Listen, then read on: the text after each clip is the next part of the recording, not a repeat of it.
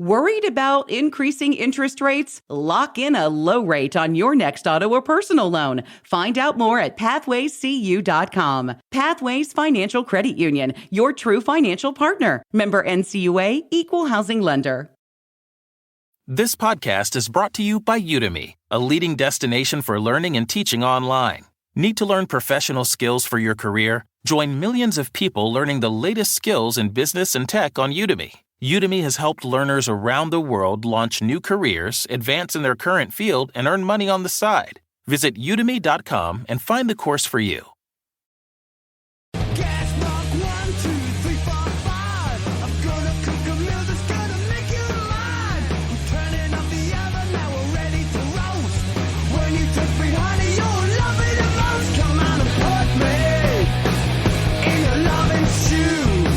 Welcome to another Britflicks.com podcast. My name's Stuart Wright, and today's returning guest is Alistair Owen. Welcome to the show.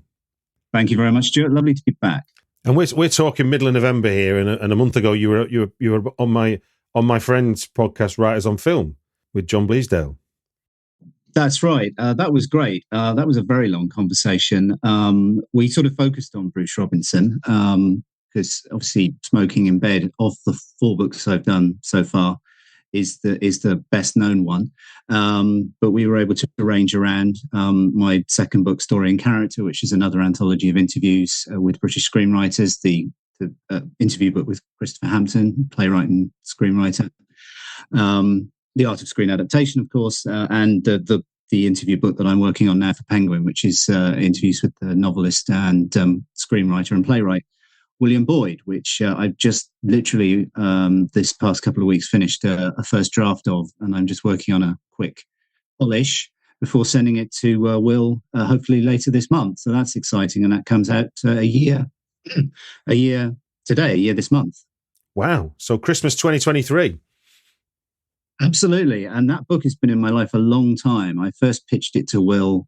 It was 5-6 years it's got to be, and then there was we were talking about it, and there was a lag because I was still doing the screen adaptation book, and then I've got all the dates and when I signed the contract and when we had our kind of contract signature lunch in Sloane Square, and then there was another delay because of COVID. I was like, I'm used to doing my interview books face to face, and I didn't relish the notion of doing it via Zoom. But then of course COVID kept on going and lockdowns kept coming in and going out and coming in again. So eventually we just had to start. And actually we did almost the whole book by Zoom. Funnily enough, because I already knew Will fairly well, I didn't feel it impacted. It was a good rapport, but it was nice to be able to do the final interview actually on his most recent novel, The Romantic, to do that interview face to face at his house in Chelsea, where I had first interviewed him 20 years ago-ish for my anthology, Story and Character. In fact,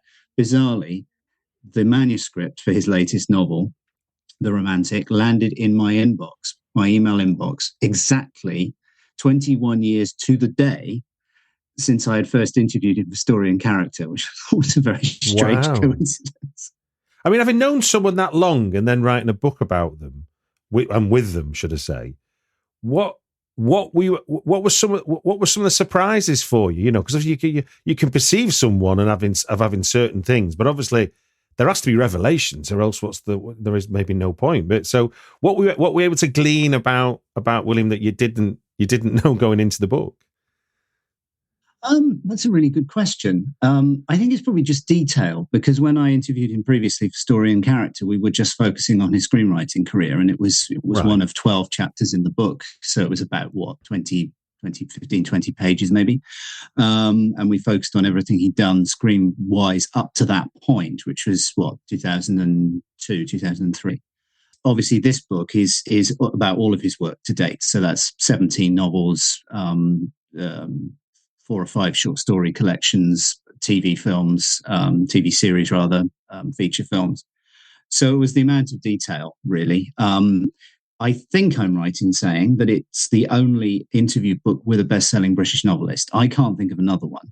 And in that in and of itself interests me, because in each case the book I've done has been has slightly, I feel, broken new ground. I don't think there was an interview book quite like Smoking in Bed. There were plenty of interview books with people like Paul Schrader and Martin Scorsese and so forth, but something that sort of seemed so, because Bruce is very unguarded and unfiltered, it had a sort of, it felt like it was some slightly different from the normal run.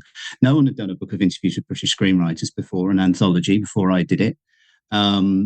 The Christopher Hampton book is a kind of cross between a screenwriting book and a playwriting book, which I was very proud of, because although I've worked on the fringes of the theatre industry for years, I'm not actually a theatre person. I'm a film and TV fan. Yeah.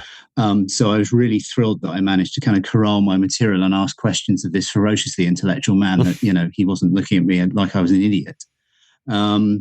No one had done an anthology of interviews about screen adaptation until I did that. So that was another first, and that's lovely. And the Boyd book, as I say, I don't think there's another book of interviews with a best-selling British novelist. And so the stuff that I have found most interesting is we've dug deep into his novels and how he goes about that, and his writing routine, and how he approaches fiction as a writer. And as usual with, whether it's fiction or screenwriting, as a practitioner, I have written a novel which is on Kindle. I have written scripts, albeit that I haven't been produced, but nonetheless, I'm able to ask questions that a practitioner would ask. And therefore the answers interest me as a practitioner. And they interest me for two reasons. They interest me where they are similar to me. Like me, he tends to get going later in the day. A lot of writers write early in the day and then have the afternoons to do whatever with. He seems to get going slower, like I do. And then it's interesting when the writer you're interviewing does things radically different than you do. And I found that a lot with the screen adaptation book. I was genuinely surprised at how many of the writers really did not like voiceover. I never use it. I only ever use it if I have to. I think it's a cop-out. And I love voiceover. I mean, I really do. And a couple of the writers also did. Lucinda Coxon, I think, was particularly fond of it. Many of my favorite movies have voiceover, I think, used well. It's a fantastic tool in the box. So I was genuinely surprised that so many of them are like, no, it's terrible. Wouldn't ever. Yeah, Scorsese seems to have done quite well with voiceover. So yeah, I think it's the level of detail was it interesting. The sort of overview of a best-selling novelist's craft was very interesting. And I'm sure if I were to do a similar book on another novelist, an Ian McEwan or a Kazuo Ishiguro, it would be a completely different kettle of fish. So yeah, it's sort of happened that I've ended up doing 3 books about individuals, buffered by 2 books of anthology. So I've gone individual, anthology, individual, anthology, individual, and that will be my 5 books, which feels like a nice number. Now I can get back to my, for a while anyway, I can get back to prose fiction and screenwriting, which after a long period of not doing very much of, because I was doing the William Boyd book and I was doing my novella, The Vetting Officer, and screenwriting had sort of taken a bit of a back seat, not least because, if you write a novella and you put it on Kindle, then, it has to please, ultimately, it only has to please yourself. I did show it to people and the responses were positive, including William Boyd, which was lovely. He offered to read it. I didn't ask him, and he was very, very generous about it, which gave me a nice quote to put on the site and on my website. But screenwriting is, as it's a trickier proposition, and you can spend an awful lot of time doing an awful lot of work that never gets read or seen. So I've now found a balance whereby I'm doing it, I'm enjoying it, but I'm doing other stuff as well. And I think that's, I don't know how it works for other screenwriters, but I think having more than the screenwriting string to your bow, for me, it keeps me sane, because it's you keep plugging away with screenwriting, and you have to, perseverance is a big part of making it as a screenwriter. But that's not to say that at times it doesn't become very dispiriting, as you will know. No. Well, just after what you were saying earlier, it begs the question about routines and stuff. When you've got the ideal time set aside for your screenwriting, and you said obviously later to start in the day is one of your things. I mean, that echoes. I remember an interview with Michael Arndt, who said he drinks coffee, reads the paper, drinks coffee, reads the paper, then he procrastinates till he hates himself. And that was one of the best bits of advice I'd ever heard as far as writing screenplays goes. That sounds awfully familiar to me. It doesn't need to be such a quotable anecdote, but in terms of your own habit, what's a key part of your working day as far as routine goes if you're starting a screenplay? If I'm starting a screenplay, well, I've recently started with what I'm writing at the moment. I've written the first episode of a spec TV series. So it's 1 hour, 60 pages. I've never written in that format before, which is part of the pleasure, discovering that format. And with this, I've always previously written straight into the final draft. With this one, I adopted something that I did when I wrote the novel, which is I wrote the first draft in longhand, which is something that Christopher Hampton does, and I think maybe something that William Boyd does as well, even with screenplays. And actually liberating myself from the laptop, from the final draft program was actually rather lovely. It gives you, freedom to just mess around, really. So I suppose this week I've been sort of not getting out of bed and doing my William Boyd revisions, chapter or two in bed for a couple of hours, and then I'll get up and I'll have a bath and I'll get a cup of tea, and then when I've messed about a bit, I'll then start on the writing. Now, if I weren't doing the Boyd book, then my morning would be longhand, I suspect, and my afternoon would then be typing up the scene. I find that if I have something to type into final draft, i.e. I'm not looking at a blank final draft page, I know that then I'm more productive than if I am looking at a blank final draft page. There's something about not sitting upright at a laptop. I have a day job and I sit upright at a PC 3 days a week. So there's something about just sort of staying in bed or lying on the sofa with a notepad that I find very. But if I'm writing and I haven't got going by about midday, then I'm probably a bit behind myself. I usually do about an hour and then I break for lunch. It's tempting these days when there's so much great stuff on iPlayer. I've just started watching series 2 of The Capture, for instance, which is absolutely fantastic so far. The first 2 episodes are dynamite.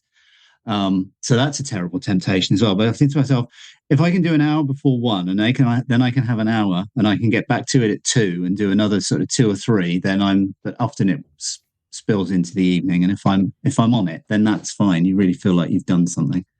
Indeed. By 6 or 7 o'clock, when it's time to break again, have dinner and watch The Crown. Well, look, we've regrouped to talk about 3 films that have impacted everything in my adult life, which is a kind of nice way of sort of charting how film has made us film lovers. It's not necessarily about what's the coolest films you've ever seen. It's more about what were the films in your formative years or even pre-formative years that sort of maybe made you fall in love with the form. Or even just a fond memory of watching it with your granddad. It doesn't necessarily have to be about, seismic shifts in the way you see popular culture. It could just be a nice memory of the family.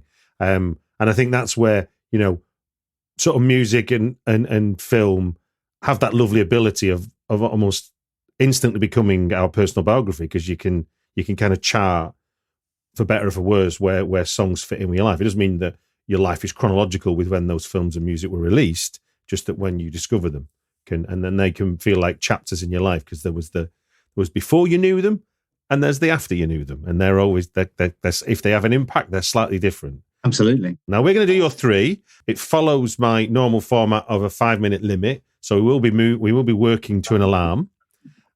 Yes, and that is for those people joining us for the first time. The alarm will sound like this.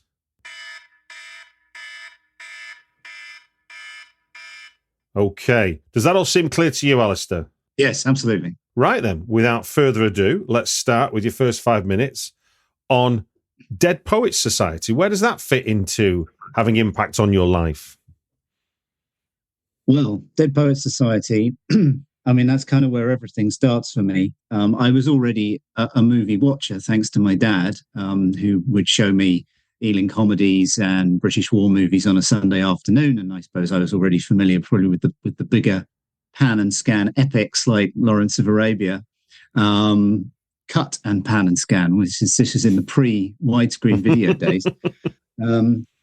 But it wasn't something that had overtaken my life. If I had an art form, as it were, an artistic interest, it was probably reading at that point, novels, usually lighter novels like Woodhouse and War. And then one day, in 1989, in autumn 1989, my folks said one evening, we're going to go and see this film, Dead Poets Society. Now I was going through a phase of, I never really wanted to do anything or leave the house if I didn't have to. And especially not with my parents. And I was like, why? What's this all about? Why are we doing this? And it's everyone. I assume they had read some reviews. They thought it was a film they would like. They thought I would like it, and then they just sort of insisted. So off we went to the showcase in Peterborough. And it really was transformative because I was at that point a shy, arty boy at an all-boys school who was starting to get into drama, which I would do in the autumn. They were productions in association with the girls' school in the same town. And here I was watching a film about shy, arty boys at an all-boys school, albeit in America rather than the UK. But clearly these kind of posh American prep schools are patterned after their British counterparts. So I didn't feel like I was watching something completely outside my own experience. They're all boarders at that school. I was a day boy, but we did have boarding houses. So, and I think it was the personal connection. It was possibly the first time I'd ever watched a movie which felt like it had been made specifically for me. And that is a feeling that never loses its joy. If you see a movie like that speaks to you, or read a book like that speaks to you. I think it was probably the first time I really noticed. Did I notice it in the cinema, or did I then think about it and look it up afterwards? I don't know, but it's the first film where I remember noticing the director, Peter Weir, who became and remains one of my favorite film directors. I think his disappearance from the movie scene in the last 12 years since he made The Way Back is very, very sad, because I think he's one of the greats, the true cinema greats. And I think it may have been the first time I noticed the notion of a screenwriter, the written by credit, written by Tom Schulman. And I still would count it as one of the great original screenplays. It feels authored. It feels like that's his voice. It's interesting to see. So I then, as a result of this movie, I suddenly realized, wow, this movie thing is really quite something. And I sort of that solidified the Ealing comedies and the war films and Lawrence of Arabia. And I then I became a hoover for movies. I was reading Halliwell's Film Guide. Whenever I was in the bath, I would read Halliwell's Film Guide. I absorbed ridiculous amounts of facts, some of which I can still quote, even for films I'd never seen. Tackling home projects, Pathways has home equity products designed to fit your needs. Find out more at pathwayscu.com. Pathways Financial Credit Union, your true financial partner. Member NCUA, Equal Housing Lender, NMLS ID 237769. There's nothing more special than a gift that says, I get you. This Valentine's Day, a lovingly crafted piece from Pandora Jewelry is the perfect way to celebrate the people you love. Like style-shining statement pieces for your partners in crime, sparkling stones for mom, and collectible charms that honor moments and memories. Or show yourself some love with new styles of necklaces, earrings, rings, and bracelets that make every day your own personal holiday. Visit a Pandora Jewelry store near you or shop online at pandora.net. Hey guys, this is Keenan Thompson. I have a problem with you. Yes, you. None of y'all told me that AutoTrader has millions of new and used cars that I can shop from home. I thought we were friends. I put smiles on your face, but I'm not smiling. No one told me that with AutoTrader, a dealer can deliver cars to my home, or that I could shop by price on AutoTrader. No one. Consider this friendship that you just learned we had officially over. Finally, it's easy. AutoTrader. Like year of release and studio and for I guess for the younger listener, the Halliwell's Film Guide is basically IMDb, wasn't it? As much as you could call it. It absolutely was. It's a very good description. It was pre-internet, almost prehistoric IMDb. It was a book that was updated every couple of years. It was originally written by this really fuddy-duddy film critic called Leslie Halliwell, some of whose reviews of films that are regarded as great classics of cinema they're just hilarious, because basically anything that was made after about 1955, he was deeply suspicious of. But it had, who the director and the writer and the cinematographer and the designer and the editor and all kinds of other ancillary details. And I was just hoovering this stuff up. And I started hoovering up movies as well. Any movie I could watch. Movies on TV were so much more of a thing then, because you didn't have streaming, you didn't have cable, you didn't have DVDs, and even video rental wasn't such a thing in 1989-90. No, 1990 was when B Sky B was launched. So yeah, the multi-channel option was still a year away. Absolutely. I mean, I still have very fond memories of Christmases, going through the. Do you want to finish that thought? Our 5 minutes are up, but do you want to finish that thought? I'll finish that thought. Going through the Christmas Radio Times and circling in the film section, circling the films I was going to watch, and there were several Christmases between the ages of I was 14 in 1989, 19 when I went to university. So there were several years there, several Christmases where I'd watch a movie in the morning, a movie in the afternoon, a movie with my parents early evening, and then a late night movie. I was watching 4 movies a day over those Christmas period, and I was just hoovering up movies. And that was because Dead Poets Society basically turned me on to movies. And, I've never been turned off. What a powerful drug that film was. Well, then moving on to your second choice, which is 1986's Defense of the Realm. Defense of the Realm, I think, should be a lot better known than it is. It's starting to get a bit of traction because they show it quite regularly on Talking Pix TV. There's a network DVD special edition of it, I think. I would credit it with, it's a film that I think helped shape my political outlook. It's certainly a film that has influenced my writing, both prose fiction and screenplays. In what way? Politics. So Defense of the Realm, as say 1986, it was part of a small flowering of politically engaged movies during the Thatcher era, in the same way that the sort of paranoia and unrest of the Nixon era in America produced films like The Parallax View, The President's Men, The Conversation, 3 Days of the Condor. So the slightly oppressive nature of Thatcherism in the 80s produced Age of Darkness on TV, A Very British Coup on TV, Defense of the Realm, and also a very good and quite little-known Michael Caine film called The Whistleblower, which is also 1986.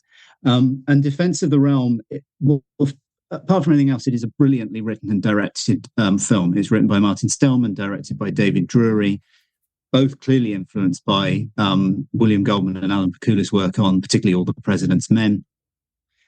For a period, I was interested in being a journalist. It's a great journalism film. It's an investigative journalist film.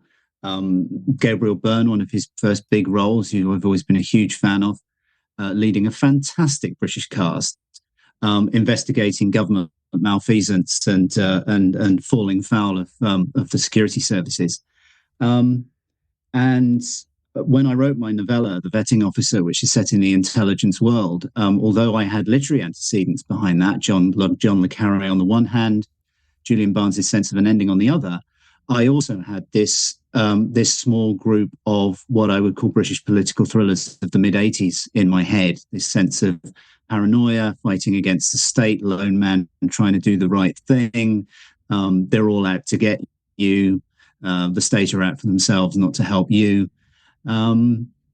And I think because I saw that again during that period of just hoovering up movies, and you're very impressionable at that age. And that was when I first, achieved a political consciousness. I've always been centre to left. And so it kind of sits there as something that first, a movie about politics, albeit through an investigative journalist, generic sort of thriller framework, chimed with things I was thinking and feeling as someone growing up during the Thatcher era. And since, as I've become an enormous fan of John le Carré, and wanting to write prose fiction, it was just there, very much in my mind when I was writing that book. Was this a discovery through your kind of hoovering up the TV schedules of films, or was this a VHS you hired? Absolutely, I definitely would have seen it. So, Dead Poets Society was probably what I would say the first proper grown-up film I saw. Yeah, and then, as I say, I was just hoovering up everything, good, bad, and indifferent. And this was obviously very, very good. I remember having it on Betamax. My dad had a Betamax video recorder. I remember recording it on Betamax. I remember recording it again on VHS. I was thrilled when I was able to finally get it on an American Region 1 DVD. I then got the network DVD. I should really get it on Blu-ray if I'm going to, continue this theme.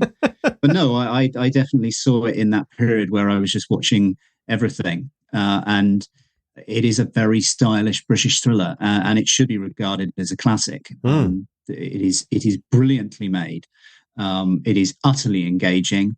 It is very of its time in some senses. A very 80s electronic score, which I think works great in context. I don't think Gabriel Byrne has ever been better.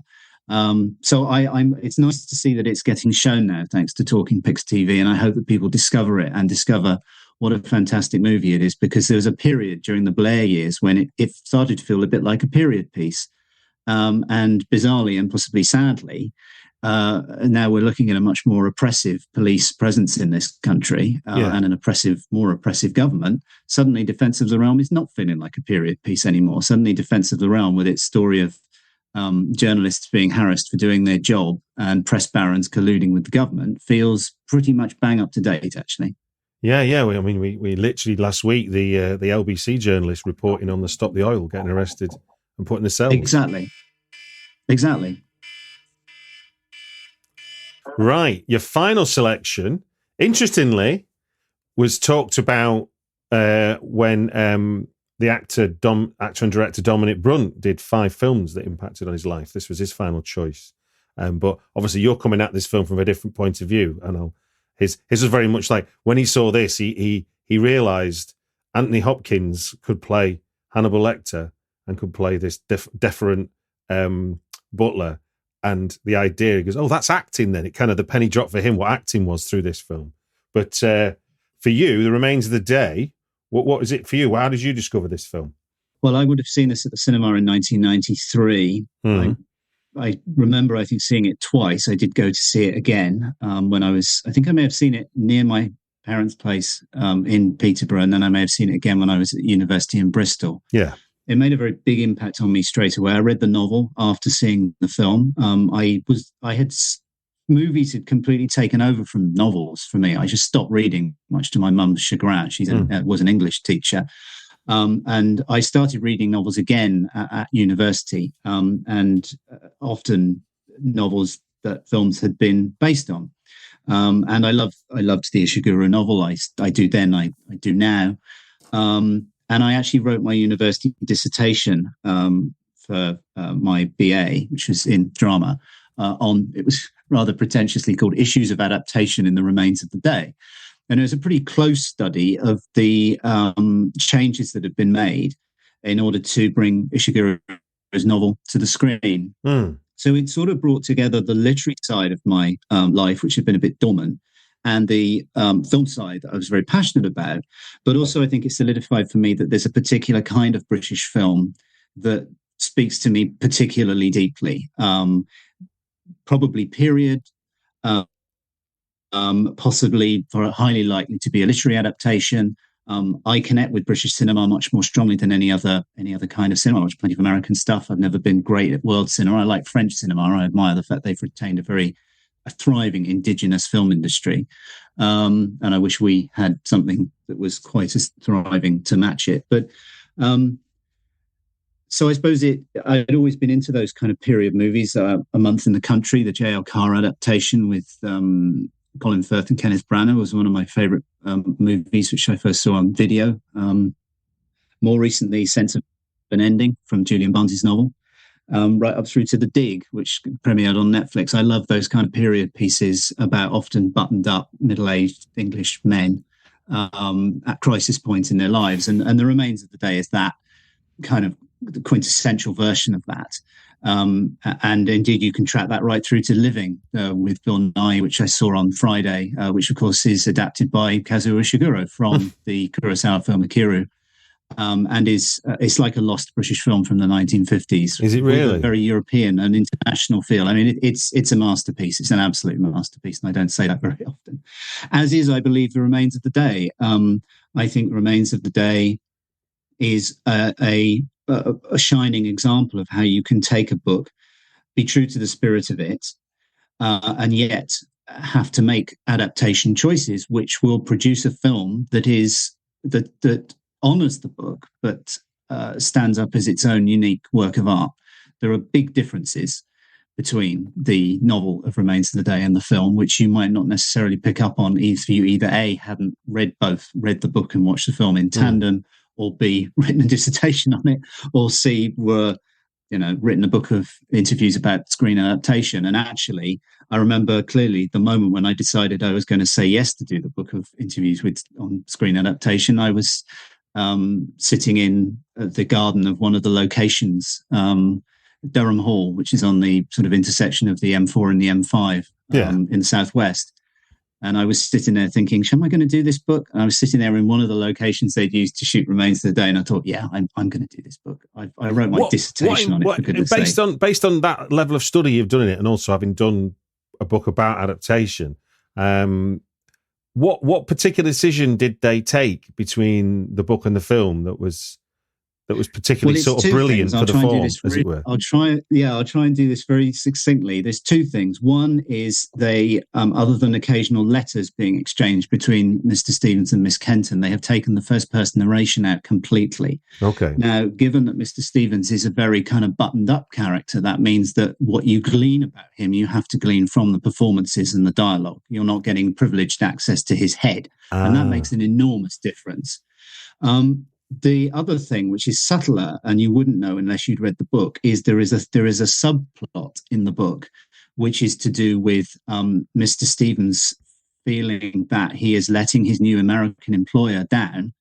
Incidentally, the American employer in the film is the same American that came to Lord Darlington's conference, beautifully played by Christopher Reeve, and a very sensible adaptation choice, because in the book it's two different Americans. The American that attends the conference and the American that buys the house are two different characters. Can I finish that? Carry on your thought, please do. Book, he's got this new American employer who's very informally American and seems to want to kind of banter with Mr. Stevens in a way that Mr. Stevens is absolutely not used to as a professional English butler.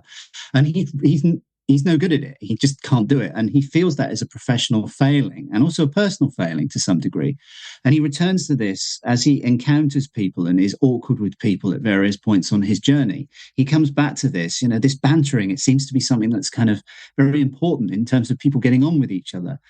And so the film, as I'm sure you'll remember, ends with this, it's heartbreaking. It's brief encounter in 1993. The bus carries Miss Kenton away, and Mr. Stevens goes back to Darlington Hall, and you have the final scene of the bird trapped in the room, and he lets it out. But then the camera pulls away, and he is trapped inside the room, inside the house, inside this life. And it's actually a very downbeat ending. And interestingly, and this is unusual in movies, it's a more downbeat ending than the book. Because in the book, it ends with him, and spoilers, if you haven't read it, stop now, read the book and come back. He's sitting on the pier, which is a scene that is in the film in a different form. He's sitting on the pier and he has a conversation with a chap who was also a butler in a much smaller house nearby. In fact, they shot this scene, a version of it. It's on the deleted scenes of the DVD. Do watch it with and without James Ivory's commentary, because it's absolutely fascinating. Anyway, and the book ends with this scene of him sitting on the pier. He's had this conversation with this other butler. He's basically crying, but because it's narrated by Mr. Stevens, he doesn't tell you he's crying. You learn he's crying because the guy he's talking to hands him a handkerchief and says, you're all right, chap. Here's a handkerchief. And so it's immensely moving in this very quiet, understated way. And after the guy is gone and he's, the lights have been turned on and people are happy about the lights being turned on the pier, and he hears people bantering. And there's a line, it's something like, maybe in bantering lies the key to human warmth. And he determines that his one task he sets himself when he goes back to Darlington Hall, and he's going to get better at bantering. He thinks it's going to be good for him and good for his employer. And it might be this tiniest shred of an upbeat ending at the end of this realization that he's, wasted large chunks of his life. But nonetheless, there is at least a sliver of positivity there. It's extremely moving. And it's radically different from the ending of the film. And you do one thing, you take one subplot out of a novel, and you end up in a completely different place in terms of the ending, in terms of the tone, in terms of the character. And I find that fascinating. And they're both great works of art, in my opinion. Indeed. Well, look, that's 3 films that impacted everything in your adult life. Dead Poet Society, Defence of the Realm, and Remains of the Day. I must admit, Defence of the Realm, I'm one of the guilty people that's allowed that film to be forgotten, because it's not one I'm aware of. So I will be onto that right away. It sounds right up my street as well. Oh, I think you'd love it. Based on what based on our conversations and based on what I know about you, I think I would be amazed if you did not think Defence of the Realm is a truly great political thriller. The fact that you said the idea of a UK equivalent of Parallax View is enough for me to get to want to watch it, to be honest with you. That already has me. You had me at that. Well, it just gives me to say good luck with the back and forth. You be William Boyd, where you get the book finished for next year. I'll put a link in the show notes to the Art of the Screen adaptation.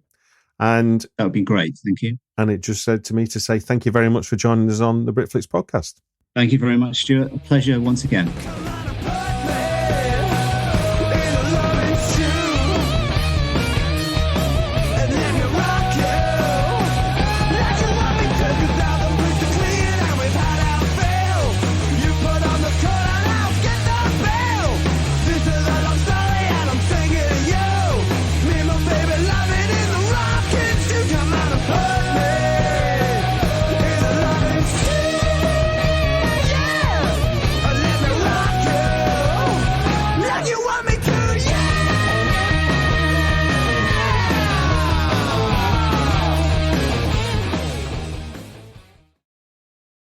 Hey guys, this is Keenan Thompson. I have a problem with you. Yes, you.